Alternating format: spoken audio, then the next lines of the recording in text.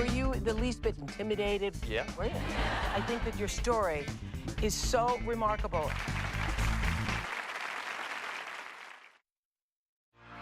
Baby, I'm amazed at the way you love me. This just may be her biggest show ever. Paul McCartney! From New York City, Oprah Winfrey and Paul McCartney. You do occasionally sort of wake up and think, God, you know, I'm Paul McCartney. Are you romantic? I believe, baby. A revealing look back. Yesterday. It is one amazing hour.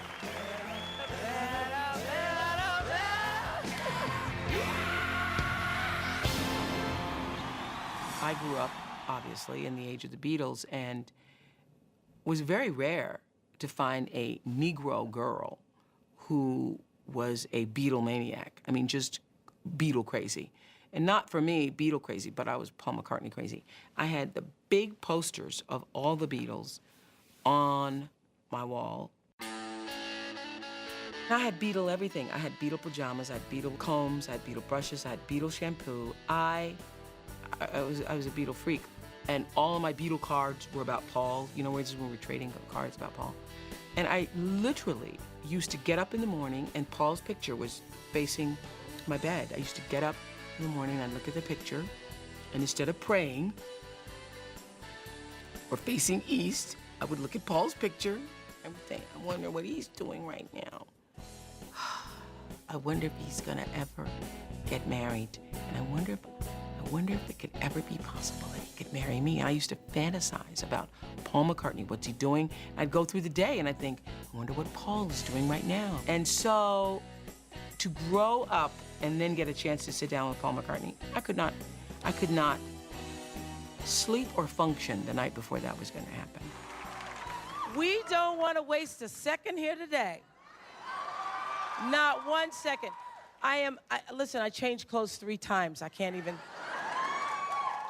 I hope Paul is gonna like this, because I don't know, you know how in your life you have full circle moments? This is really one of those full circle moments for me. Full circle. Welcome, Paul McCartney!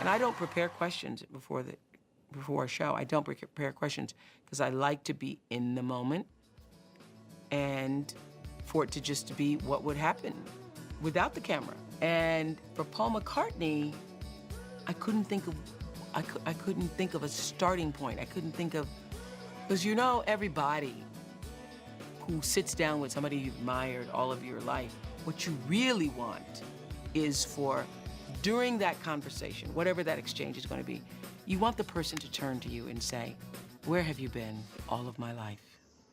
I cannot believe that it's taken this long for the two of us to meet. You must come away with me right now. You must be my friend. You must join me for dinner. Would you like to come to my home?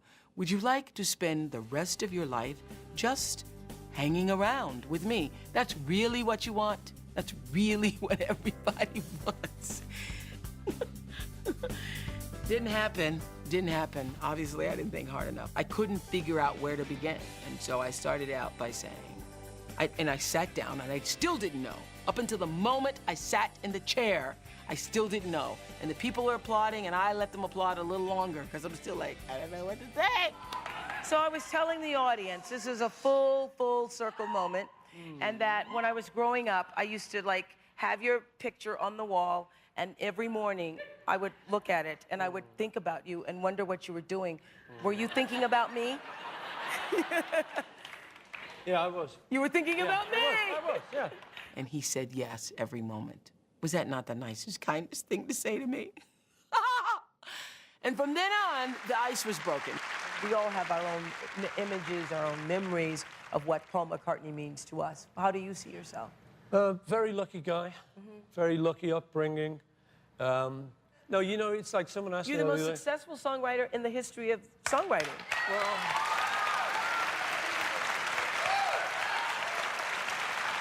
Really. I've done okay. You've done okay. The boy done good. Yeah, I like you so much. So do you see the Beatles as a great accomplishment in your life? Do you look at that Oh, yeah, as a great not accomplishment? half, yeah. So that final concert, were you ready for it to be over on the rooftop? Were you ready at that time? Yeah. Yeah. It was like we felt it had come full circle, rather like you, Oprah. It's a full circle moment. You felt it was time to move on? Yeah, you know, the group was starting to kind of split. We were starting to have arguments, and we were getting a little bit testy with each other. So I think we just sort of thought, well, you know, maybe we should move on. What was your relationship like with John? It was interesting, to say the least. I always was, and still am, a big fan of John. So, you know.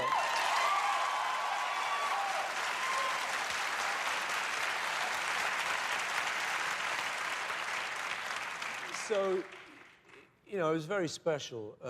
He was a little bit older than me, so I used to look up to him, naturally, you know. And when you're teenage, that 1 year is a big difference, you know, Right, 1.5 years.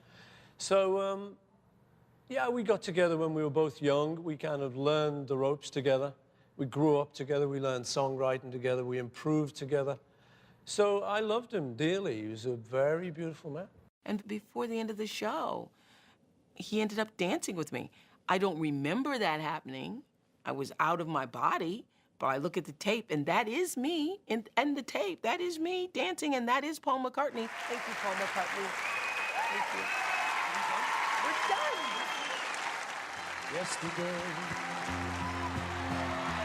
all my troubles seem so far away. So I guess it happened, but I can't tell you how it happened or when it happened or how I got up or how I managed to move, but I can see that it happened. I got proof. I got proof on the tape. There's a shadow hanging over me on yesterday. Then suddenly.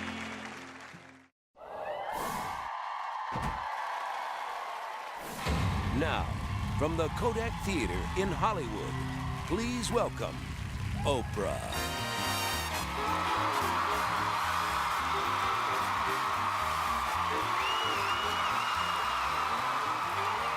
When the Academy said we could bring our show there and we could broadcast from the same place where just hours ago, I mean, the cameras aren't even cold yet, hours before people have walked across the stage to receive their Oscars, that was really exciting for all of us because, first of all, the challenge of turning it around overnight and being able to make air. Many of us thought we weren't going to be able to, that we actually weren't going to make the deadline because it was so much pressure. Flamboyant fashion designer, Isaac Mizrahi, has dressed some of the most beautiful celebrities in the world. So, Isaac, who gets the Isaac Award? Nicole Kidman, of course. Nicole. But she always, I mean, it's like her job. That's her big thing, you know. She always looks amazing. Was that Chanel? Was that yes, Chanel's it was. dress? Chanel Couture, Look, actually. yeah. Such a beautiful color on her, That right? was, yeah, and when she stood here, the Blue. color, the blue, and then the, oh, it all Right. synced up. Oh, So oh, yeah, it was... unbelievable. Please welcome Academy Award winner, my friend, Julia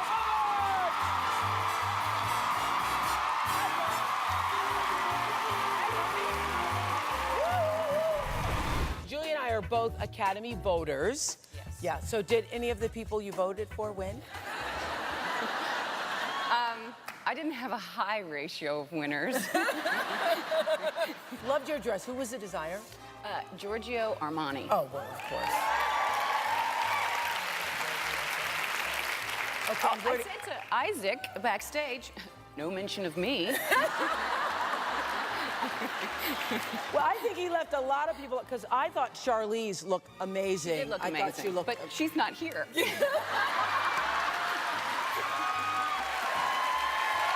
Energy of the entire broadcast experience from the night before is still lingering in the room. People can feel the excitement. You can feel what just happened here. It was really exciting. It's our after Oscar special! The day after And I must say, we are so honored to be the only show ever allowed to broadcast from this world-famous stage. Thank you, Academy. Okay, I wanted you all to have the full red carpet experience, so I walk the red carpet with my own special camera. Watch this. It's like being right there with me. When it comes to elegance and style, nothing tops the red carpet. Some call it the world's ultimate runway. I think I'm ready. 500 feet in these shoes. Okay, I got my red carpet cam. Let's go. Trust me, it is crazy down here. I love you all. Hi, Oprah. Thousands of flashbulbs popping. Journalists from every corner of the globe are here to capture the glamour. Smile. And at the end of the 500-foot red carpet is my best friend Gail on special assignment for the Oprah Show. Bye. Bye. We made Oscar history again last night. Never before has the Academy allowed a reporter with a camera backstage to capture all the action that you didn't see. So for the first time, Gail was there for the Oprah Show, backstage as people walked off. The nominees aren't the only ones that feel pressure and stress tonight. The presenters say it's pretty nerve-wracking for them, too. How much What are you presenting? Best original score. The pronunciations are a little unusual. Like that's Yonne P. Kazmarek. Gotcha. And this one is Prisoner of Azkaban. You did that well. Thank you. How did you do out there? Oh, I'm still Stan. You don't get nervous doing this still. I do. No, do you I really? swear to God, I Why? can't. I don't know. It's pathetic. I'm a stand-up comedian. I should be happy by now with going in front of people, but I get sick. Make room for Julia and her boobs. Now, coming back for Academy Award tonight, does it make you think I want to get back to acting, or I'm really happy just hanging out at home with the kids? I'm completely happy at home hanging out with kids. It's just kind of reminding people that I didn't die. I just gave birth. And how did you decide what you were going to wear this evening, Mrs. Moda? Was the only dress brave enough to hold in my bust line.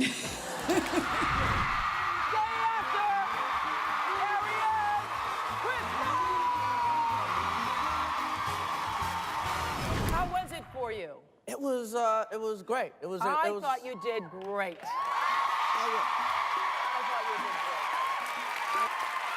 I was sitting over there, and I tell you, I was like a nervous mom, sister. Yeah. I watched you all night. Were you watching me? You were in, you were out. Oh. Okay. Oh, no. Quick, no. No.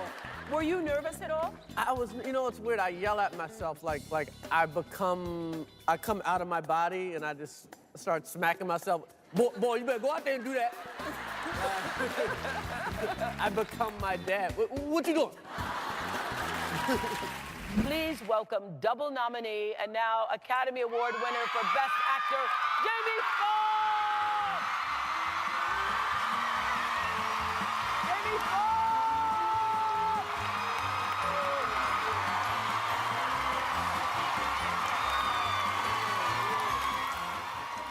Oprah is absolutely incredible, and I want to thank you for everything. I'm going to say that. You have no idea how incredible it was to have you behind me, and just every time I look back, there was that energy, and then you walked up, and she gave me tissue. Yeah. And I'm thinking, well, does she think I'm gonna cry? No. And she said, give me that gum, get that gum out of here. Give me that gum. Please welcome two-time Academy Award winner, Hilary Swank.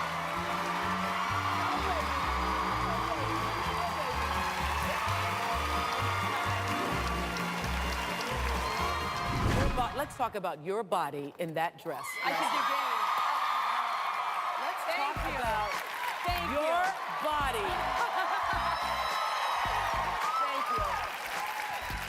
You know, as Jamie said from the front, you know, and then the back and the tattoo, mine from the front was like, hi, yeah, I'm a serious actress, but wait a minute. Wait a minute, girl.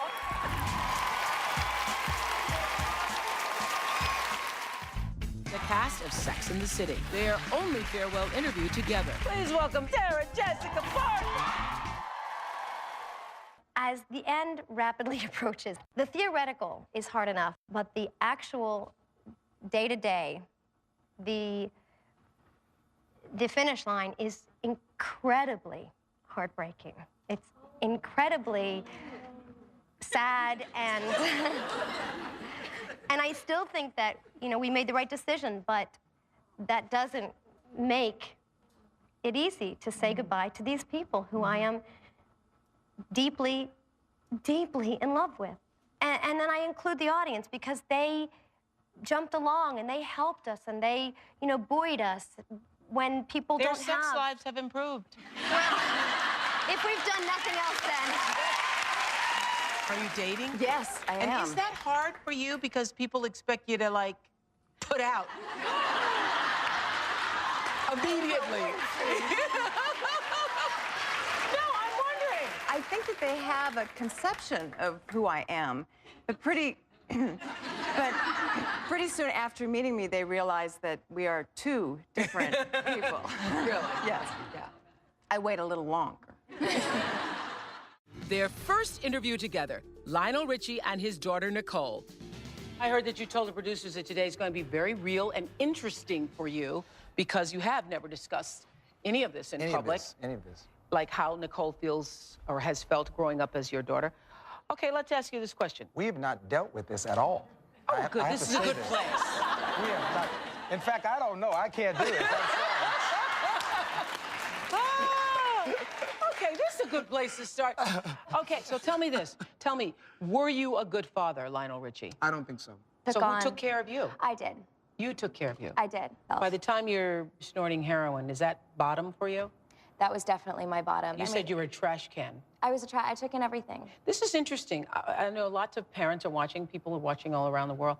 How do you stay out till 6 in the morning when you're 14, 15? Who's who? Where are you living? How's that happening? Let me tell you, it brings back some of the worst thoughts ever, because the answer was we couldn't control her. It was painful to watch, but trying to get her, forget, we'll take the car away from you. Yeah. She's got 49 friends who have better cars. She's got friends who have more money than money. Okay. The rules change in Hollywood. But this is the thing, and you have to own this. I do. You have to own this. You know I love you like a brother. I got but you gotta own it. Got it. You cannot be out for 8 years or 5 years or 4 years and then step in and say, now I'm your dad and I'm going to take the car away or now you need to listen to me. No, exactly what the problem was. I'm supposed to be the specialist in love songs. I love how people call me every day, Lionel, what do you think I ought to do about my relationship? And my answer now is, don't ask me. I'm not the guy to ask, you know. I want to play a little game with you. We call it the Who Is game. So who's the most outgoing? She is. Okay. And who's the funniest? I think it depends on it depends on the mood. Who's the nicest? It depends on the mood. Okay. Who's the messiest? Depends. It depends. Is it true that you guys are allowanced? Yeah, every month we get a certain amount from our dad, and then also we give ourselves What would the range kind of be? We don't like to talk. What is spending change for you? You know, just enough for some meals and some little things on the side. Okay, who can keep a secret better? I'm pretty good at secrets. I'm really good at, yeah. Who's most likely to be late? She is. Yeah, probably. Yeah. Okay, Mike's wacky cast of characters have changed the way people chat around the water cooler. Did you know that? I didn't know that, Okay, no. so I wanted you to teach us some of the phrases that you've coined and explain to me what they mean, like way. Way is the opposite of no way. Yes.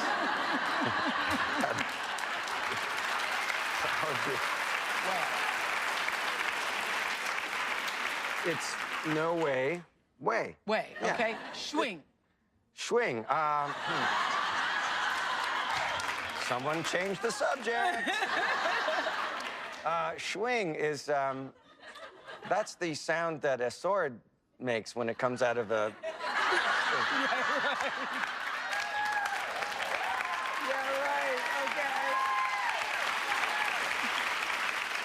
Okay, shag me, baby. Shag is also a type of carpet. And a haircut. I don't know where to begin. That's a term when you want to get to know somebody real well. Mojo, of course. Mojo. Mojo's an old jazz term, but it's just, you know, just when you got your mojo working overtime, baby. Do you find that to be a burden, being sort of the Latin lover? I don't really believe that I am sexier than anybody else, actually. You are. I do feel that I'm sexier than most people. You know, it's kind of a burden. Kind of a burden. Just the whole... I just want to be me, you know? Being a Canadian lover. And that whole tradition of the sexy Canadian. Yeah. With the pucks, with the pucks. Yeah, the whole thing. I did him on stage at the Second City. Yeah, I'm you did. Antonio Banderas. The only thing that I'm Castilian. I I couldn't have a half year in understand... Latin in Barcelona. But I don't know why. And I kept showing off He my imitated butt. me, and the first thing that he did was this. He just stood up and says, I am Antonio Banderas, and he took his pants like this. It's like walking around with his arm. What a news, man. Is it true you call him your Spanish cat? Well, I prefaced it with something before, but I can't say it on television. Okay. I could kind of say it. My very large Spanish cat.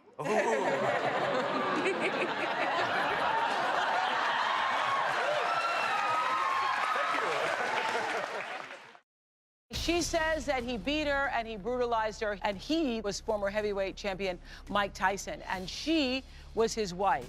After he would beat you, you would do what?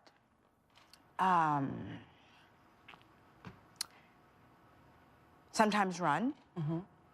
In the Bahamas once, I ran to another hotel. That was a time when I was pretty sure I was going to die. And I made it to another hotel, and he found out where I was, and he would cry and hold the ice packs to my head and say always that, you know, he's a professional boxer, so he knows how to hit me without leaving marks. Is it true that he would hit you till you vomited sometimes? Yeah, he would choke me until I was vomiting. And then I'd be vomiting, he'd kick me in the butt. We were in Russia doing something for head of the class, and Michael had come. Another time, I was certain I was gonna die. Certain of it. Certain of it. With his behavior. He was hanging from, it was one of those hotels where you can step outside your room but look down to the lobby. And we were way up high, and he was over the, certain that I was gonna die. Because? Well, his hitting, we were in the lot, me, my mom, another assistant we had. Was he hitting you in chasing us front of the other lot. people? Yes. Yeah? Yeah. But I got back that next day off the plane. I rode the plane with Michael from Russia, and he sat with me, like we're sitting now, like you're looking at me now, and I'm certain of his love. Now, don't say anything like I'm crazy or anything, but You're certain of his love? I'm certain of his love. At this time? At this time. After he's already Even beat though you. this has already happened, I'm still certain that there's a person in there who loves me. This is how I'm feeling. And he's telling me, just like you're looking at me now, he's telling me that he's going to kill me. And he's telling me that he's made everybody hate me so much he can kill me and he can get away with it. And Oprah, I believed him. I believed that he would kill me and get away with it, that nobody cared. Let's address the gold digging. The whole country thought you were this big gold digger. No, okay, no, okay. Bitch. Can I say that on TV? Bitch, go ahead. If I was digging gold, I had done it. Why the hell, excuse me, would I leave I didn't leave with pennies. I didn't leave my house with anything. I just left. You know, that, okay. See what he does, he leaves the paper on so you know that it's... I can't do the straw. It's just for you, okay. It's like there's a bizarre thing about a man drinking with a straw. It's like... You know it is. You can't look I sexy never thought with of a that straw. before. You can't look sexy with a straw. You're right. I never thought of that till now, but you're absolutely right. And it's tough. I mean, you can work at making it look sexy. Yeah. Like the corner one. Yeah. But it's just better, just go for it. You're right, You know? you're right. You got the 70s show, and you're having a pretty good life for yourself, and then you meet Demi. How did y'all meet? Well, I was in New York shooting Saturday Night Live for a movie, The Butterfly Effect, that I had coming out, and then I was in my hotel room, like getting ready to go to dinner with some friends, and a mutual friend called me up and said, "Hey, let's all go." And I didn't even know she was coming over, and she brought Demi with her, and Demi thought that I was hitting on her friend, and Were you? Not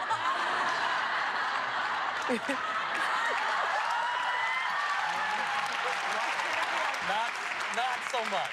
Okay. I was sort of hitting on whatever was gonna happen. and so Demi comes over with her friend, and they're standing there, and I decide, well, I haven't cleaned up to go out, and so I go and like take a shower and like walk out like in my towel, like Mr. Man. And Demi immediately shot me down. Like, was like, "Oh, you know what? We said we liked your haircut, but we don't." And I'm like, "Oh, okay." And I like cover my body up and like go in back. the towel. Yeah, and then we went out to dinner, and I kind of situated things so I could talk to her. And were you immediately attracted to her? Well, what happened was when we were at the hotel, I heard her outside the door saying goodnight to her girls. And I thought it was the most beautiful thing that I'd ever heard. Really? Yeah, and I told her that, and then we went to dinner and sat there and talked and looked up, and everybody had disappeared from the table, and it was just us talking, and there were like 13 people were all gone. And since And then, you don't remember when they left? No, we didn't see them leave. Oh boy. And since then we've been together. Yeah. Oh, that's a good one. That's a good one.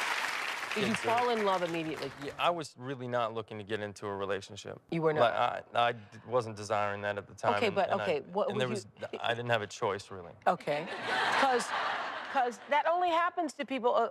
You're lucky if has that ever happened to you all? You meet somebody and you end up talking all night long. You can't stop it. Well, I think the key to it is that she calls me on my crap. Like, you know, when I'm like putting up, you know, a front of whatever it is, she calls me on it, and I call her on her crap. And we're both willing to look at it and look at ourselves and go, okay, maybe it is me. Maybe it's not, oh, you didn't put your toothbrush away. And we call each other on it all the time. And in 2 years of being together, we've had one argument.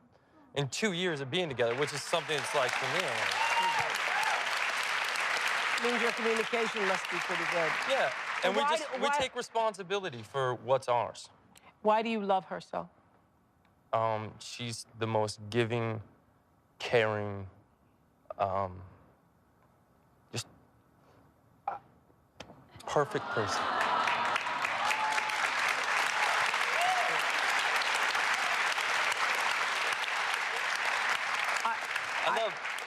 I love being with her. I mean, she makes me a better person. Really? Adam Sandler's here! Adam Sandler! I told my mother I'm doing Oprah. First thing, you put a suit on. And my wife last night was watching me try to figure out what I'm wearing, and she's like, "You gotta wear a suit. Your mother's gonna kill you." So. You seem like very shy. Like right now, you're seeming shy to me. Yeah, well, I get tense. You know, this reminds me of a little bit of when I would be sick as a kid, and my mother would be having a garden club meeting downstairs, and she would make me come downstairs and say hello to all my friends, and I go.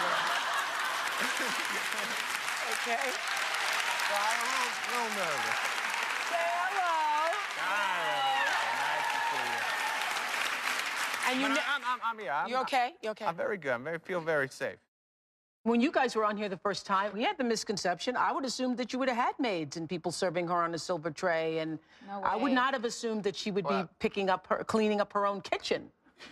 You know, I promised myself, and those of us in 98 Degrees, we always kind of promised each other that no matter how successful we were, we're never going to change, you know? And I don't want people to do things for me all the time. It makes me uncomfortable, you know what I mean? Like, I've never felt that way. I just always, So are you cleaning up before the maid comes now? I do. You do? I'm like embarrassed that things that messy, so I'll pick up all my stuff and leave hers laying around. So you're saying, I know this is tuna, right? But is it chicken? And so I don't... were you talking about chicken of the sea? Is that what you're talking about? Yeah. Chicken of the sea. Well, I don't like fish, but I really liked what I was eating. And I didn't get it because it said chicken of the sea, and I was like, well, it has to be chicken. Because I don't like tuna.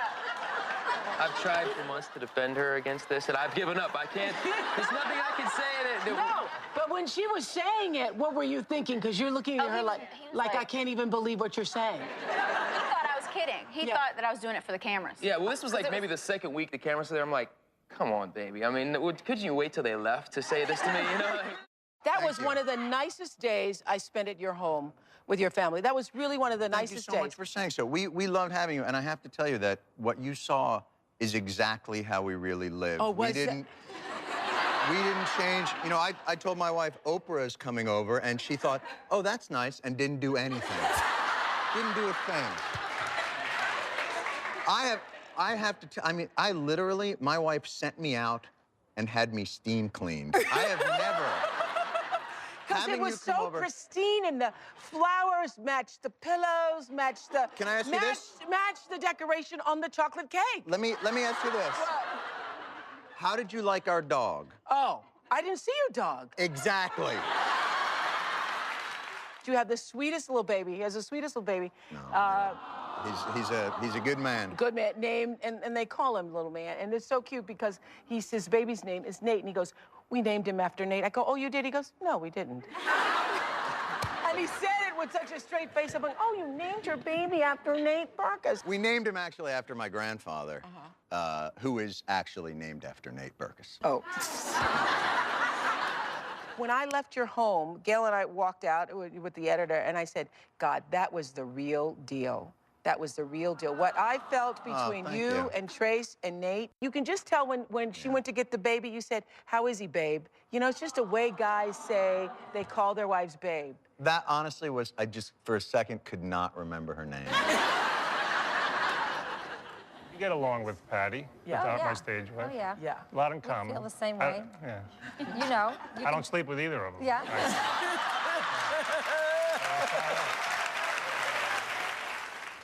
What are you going to miss about Patty? Yeah, there was like a bond. There was a parent bond that we And the sex, too. I'll just miss So what was the final episode like for you?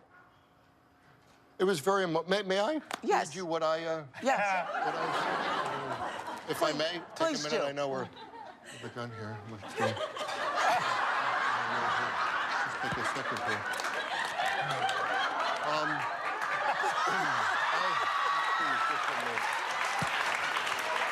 This is an article that I love.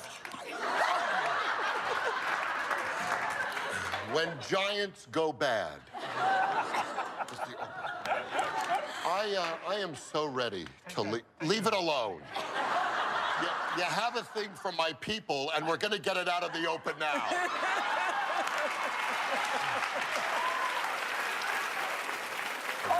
Already we're talking about not having to go to set. Give me your name again. Missy,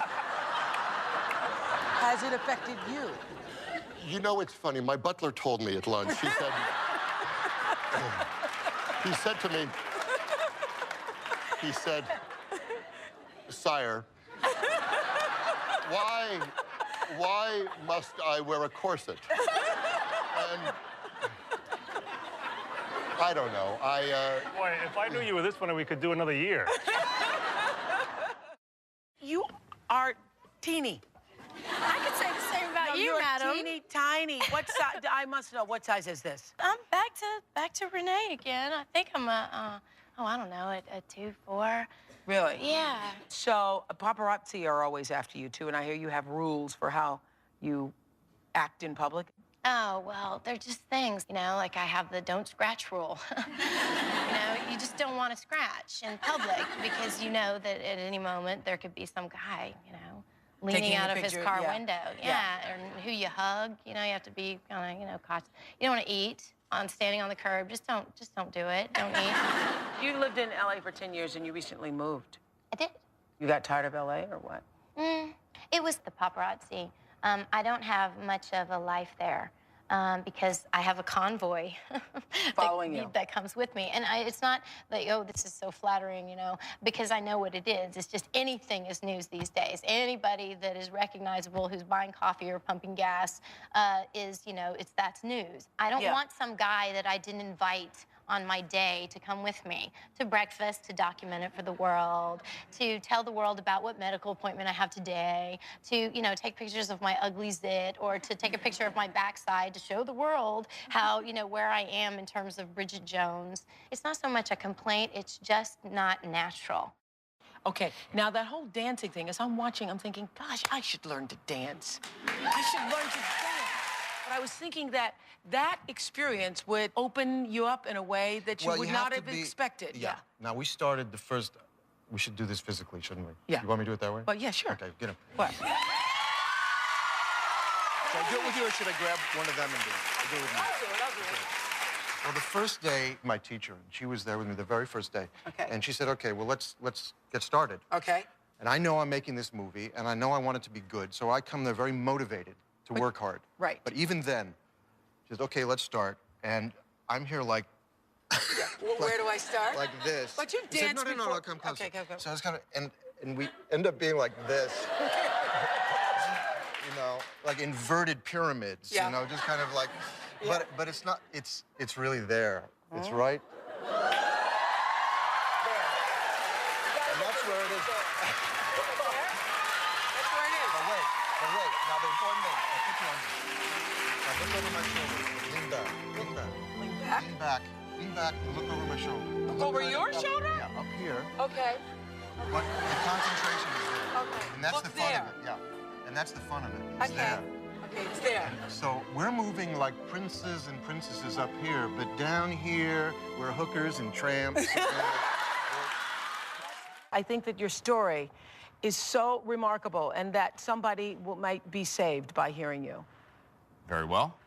You started smoking crack cocaine 1995. 1995. Yeah. And something called black tar heroin. What is that? It's something that feels really good and should be avoided at all costs. Really? Yes. It's like a stronger form of heroin than regular heroin? I don't know about the stronger forms. I just know that that's what I came across in a situation where it's like, hey, here's kind of what we're doing. And I'm looking, there's, you know, my friends, my peers, people who don't seem insane. And they're like, yeah, we're just doing a little of this. And I was like, great. Boy, that feels really good. I would like to do that every 20 minutes for the next, you know. And that's how it happened. It was literally the first time. Really? I had no... You were hooked the first time? I think so. I had no intention of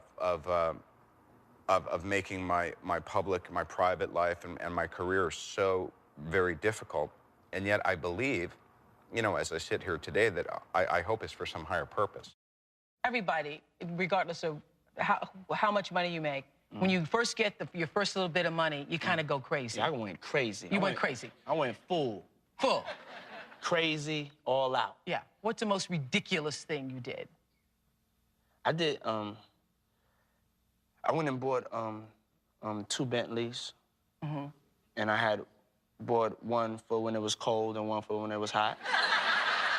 that was ridiculous, right?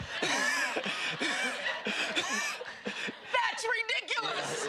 Oh, yeah, I love to shop. You I love to shop. Mm-hmm. I love What's to shop. I the can most- outshop like most women. Okay. Yeah. You shop like... Not you, though, but No, most. I bet you can outshop me. I bet Yeah, I go hard and long, country to country. Hard and long. Yes, I'm focused. Country to country. Yes. Oh, no, you are black belt certified. Yes, You are. black belt, yes. Well, no hour with Luther Vandross would be complete without hearing one of the hits that made him the superstar he is today. Audience, let's hear from you. What song you hoping the Luther's gonna sing? Power of Love. When you're close, I can feel the power. When it's love, I can always tell. Love for me is the best thing now. It's something that I know so well. And every minute of every hour, feel the power of love. And hold me tighter and take me higher and feel the fire of the power of love. The power, the power, the power, the power.